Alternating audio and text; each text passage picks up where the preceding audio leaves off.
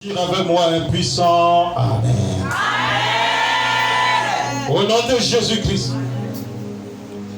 Bien-aimés, il se trouve aussi que souvent, à cause de ce déséquilibre qui ont été amenés par l'ennemi sur le foyer,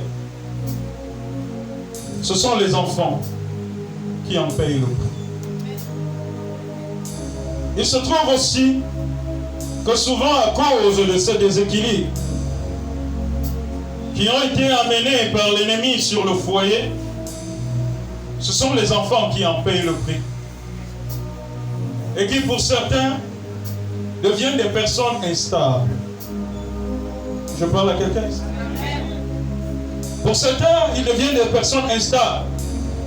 Ils deviennent inefficaces dans divers domaines, au point d'être traités de tous les noms.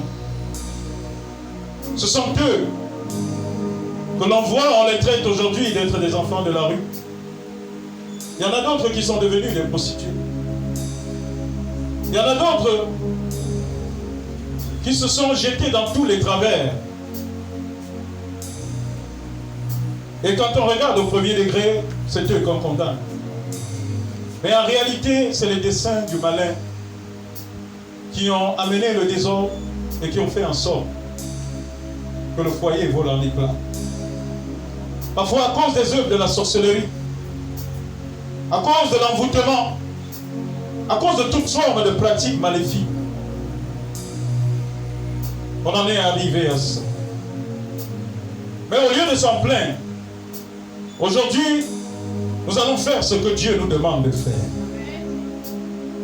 Nous allons prier. Nous allons intercéder. Et nos prières vont ôter ces anciens noms qu'on a attribués à ces enfants. On a dit d'elles qu'elles sont des prostituées.